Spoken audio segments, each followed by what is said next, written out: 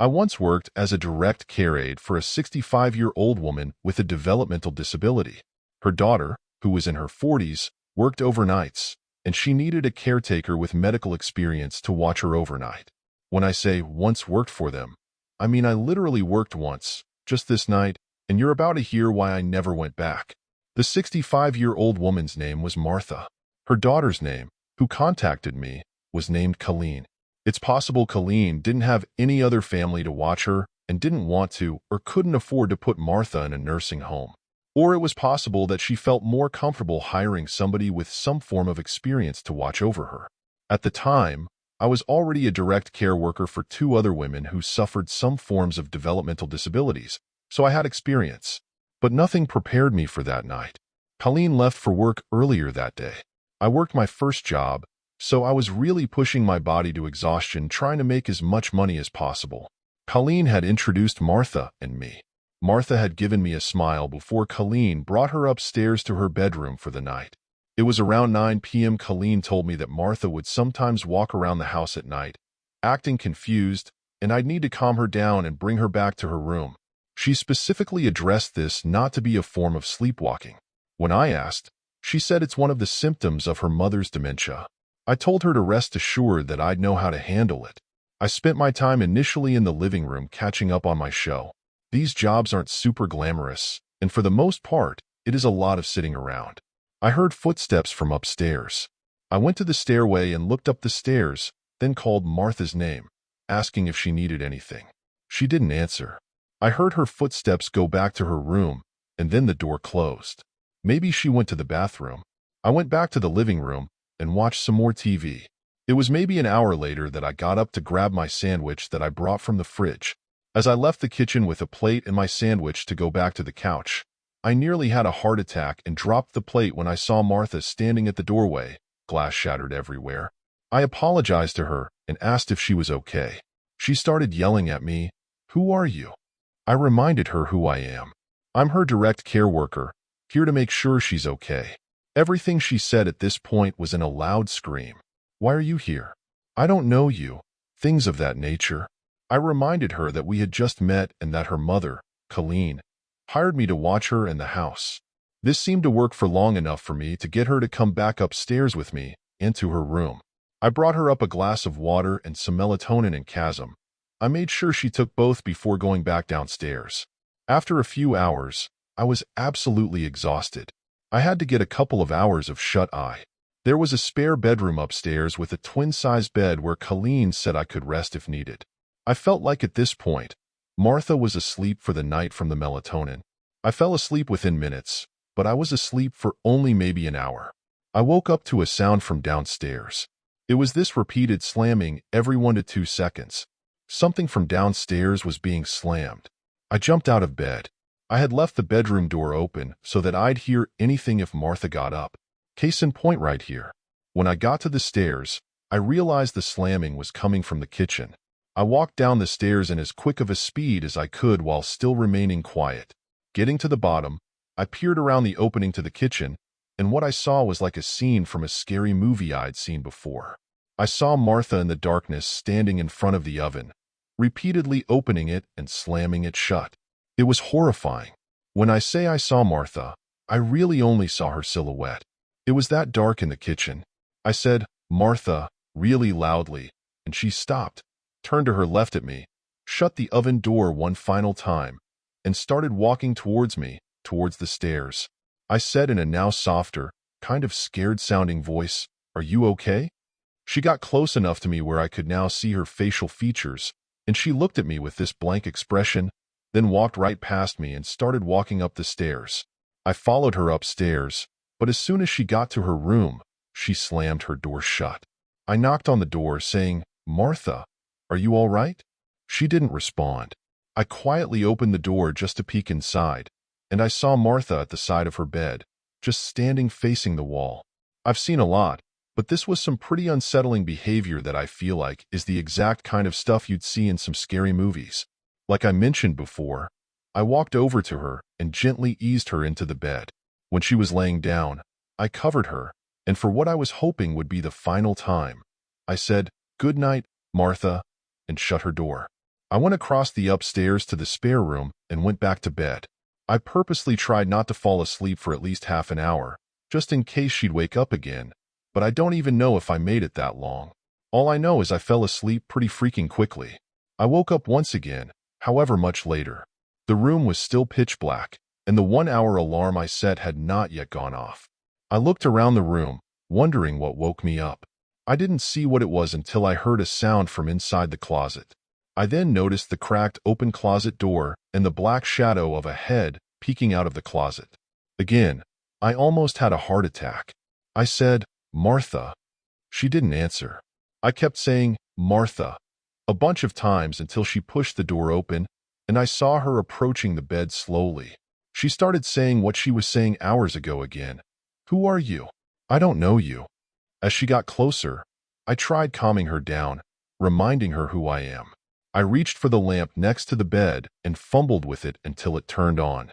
Martha was holding a huge kitchen knife in her hand. At this moment, everything changed. Martha was now a threat to my life, and I had to worry about myself, not her. I screamed at this point, "Martha, put the knife down."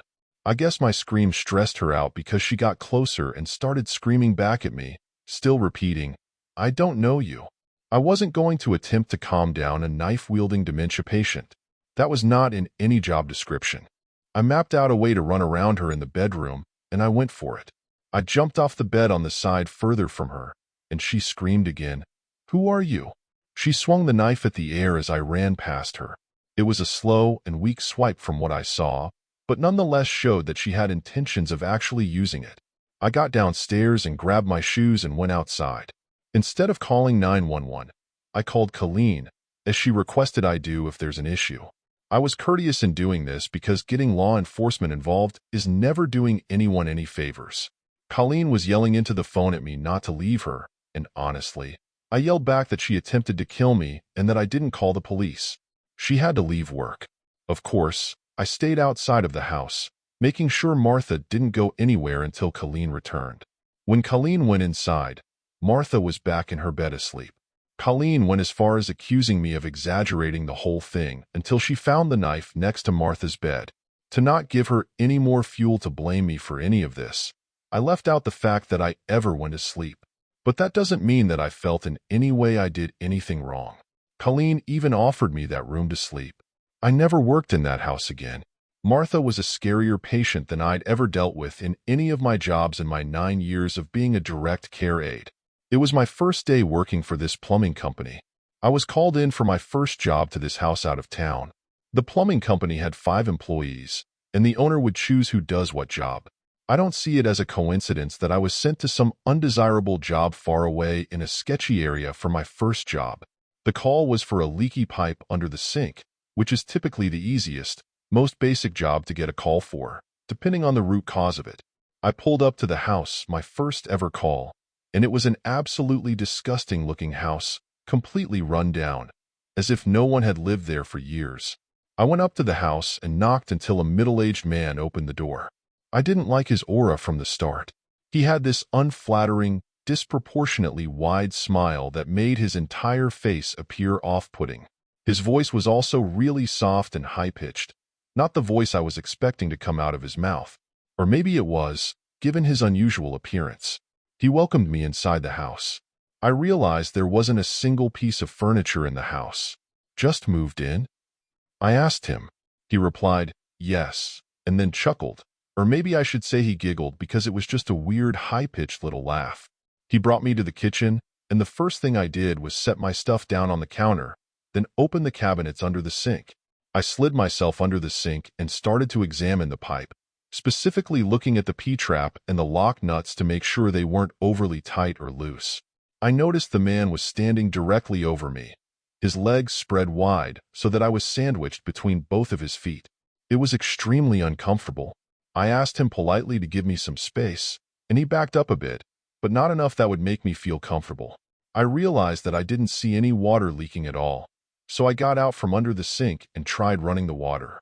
But no water came out of the faucet. I looked at the weird man and asked him why the water wasn't running. He said he must have shut off the main water valve without realizing it.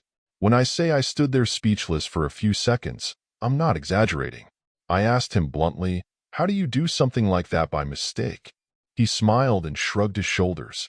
I asked him to turn the water valve back on. He turned and said he'd be right back, and I saw him leave the kitchen, but then I heard footsteps walking upstairs. I'd never in my life heard of a water valve being upstairs in any house. I knew something was off with this guy and the situation. Everything from the condition of this house to his mannerisms. And then I started hearing multiple sets of footsteps from upstairs, coming down the steps quickly. In a split second, I decided I was out of there. I grabbed my stuff and quickly walked out to the front door in my van.